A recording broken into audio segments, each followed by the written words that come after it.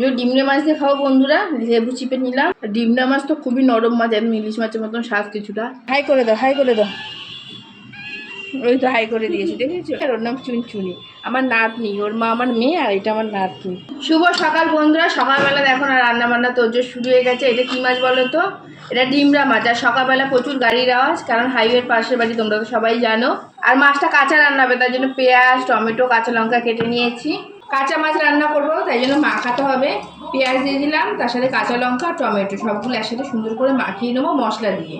হলুদ দিলাম, মাছটায় হলুদ মাখানো নেই বলে একটু বেশি করে হলুদ দিলাম। লবণ দিয়ে দিলাম, আর সর্ষে তেল দেবো, একটু বেশি করেই তেল দেবো, কারণ কাঁচা মাখিয়ে রান্না করব। বন্ধুরা এটাকে আগে মাখিয়ে নেবো, তারপর মাছটা দেবো। এটা যত সুন্দর মাখা হবে মাছটা তত তাড়াতাড়ি রান্না হবে। আর ডিমরে মাছ নরম মাছ, বেশি নাড়াচাড়াও করা যাবে না। এটা হাতেই মেখে কিছুটা মজিয়ে দিতে হবে।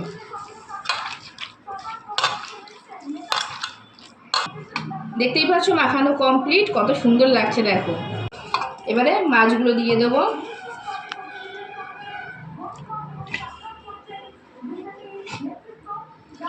এবারে মাছগুলোকে মাখিয়ে নেবো ভালো করে। একটাও মাছ কিন্তু বন্ধুরা ভাঙবে না এরকম করে রান্না করলে। অনেক সময় কাঁচা মাছ রান্না করলে ভেঙে চচ্চড়ি হয়ে যায়, কিন্তু এরকমভাবে রান্না করলে একটাও মাছ ভাঙবে না। চলো সুন্দর করে সাজিয়ে দেবো। আর মাছটা সেদ্ধ হবে, তার জন্য দেবো সামান্য পরিমাণে হাত ধোয়া জল। ব্যাস বন্ধুরা, চলো মাছটা রান্না বসিয়ে দিই। এই মাছটা হলেই কিন্তু আমার রান্না শেষ হয়ে যাবে। ঘড়িতে 9:30 বাজে সকাল। রান্না বান্না কিন্তু আমার প্রায় কমপ্লিট হয়ে এসেছে বন্ধুরা। এদিকে তো মাছ রান্না বসিয়ে দিয়েছি। রান্না করে কিন্তু আমার কাজ শেষ হয়নি। দেখো না, এই যে আদর খাওয়ার জন্য কোলে উঠে গেছে। তোমরা একে চেনো নাকি বলবে, চেনো না, দেখাইনি এর আগে। এর মাকে রেখেছে। মায়ের নাম ফুলটুসি আর ওর নাম চুনচুনি, আমার নাতনি। ওর মা আমার মেয়ে, আর এটা আমার নাতনি। খুব আদুরে জানো তো। বিছানা ছাড়া ঘুমাবে না, ঘর ছাড়া থাকবে না, বাইরে বেরোবে না, এরকম একটা। মানে এত গা ঘাসা কী বলবো। সব কিছু আমি যা করবো সব ফলো করে। শোনা, হাই করে দাও, হাই করে দাও। ওই তো হাই করে দিয়েছি, দেখেছো? গলা দিয়ে একদম আওয়াজ বেরোয় না, এত কোকিল সুরি, এত কোকিল সুরি। শুধু কি কি কি এটুকুই শব্দ। চলো মাছ রান্না হচ্ছে ওদিকে। ওদের ওই যে মাছটা দেখতে পাচ্ছ একদম শুকনো শুকনো হয়ে মাখো হয়ে গেছে। ধনে পাতাটা ছিটিয়ে দেবো। ধনে পাতাটা আর একটু আগে দিলে ভালো হতো। ওইদিকে কাজ করতে করতে এদিকে মাছের কথা ভুলেই গেছিলাম প্রায়। যে ধনে পাতাটা দিয়ে এবার ঢাকা চাপা দিয়ে দেবো। মাছ রান্না তো হয়ে গেছে বন্ধুরা। খাওয়ার সময় রিভিউ দেবো দুপুরবেলা। সকালে আনারস কেটেছি, ছেলে স্কুলে টিফিন যাবে। আনারস খেতে আমাদের বাড়িতে মোটামুটি সবাই খুব পছন্দ করে, বিশেষ করে আমার ছেলে। একটা কেটেছি, আর এই একটা আনারস, কি পাকা, কি স্বাদ খেতে আনারসটা, কি বলবো। একদম রসালো আর খুব সুন্দর টক মিষ্টি আনারস। আনারসগুলো ঘরোয়া আনারস। একজনের কাছে, একজন মানে বাড়িতে চাষ করে, তার কাছ থেকে আনা হয়।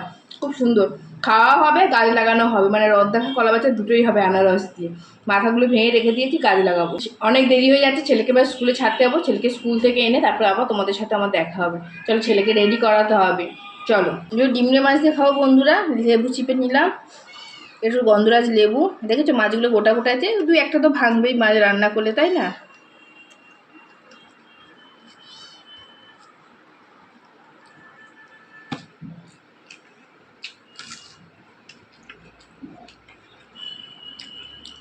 আগে ভাজা মাছ ছাড়া খেতে পারতাম না, আর এখন এরকম মেখে মেখে রান্না করে খেয়ে এমন হচ্ছে ভাজা মাছ, মানে ছোটো মাছ বিশেষ করে ভেজে রান্না করতে আর ইচ্ছে করে না আমার।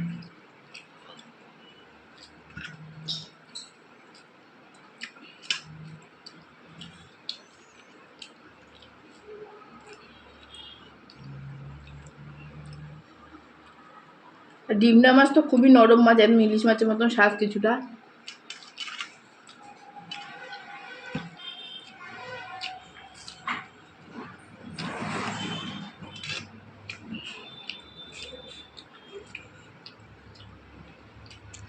কারা কারা এরকম রান্না করে মাছ খাও বন্ধুরা অবশ্যই কিন্তু জানাবে। চলো খাওয়া দাওয়া করি, আর কে কী দিয়ে লাঞ্চ করে সেটাও জানাবে।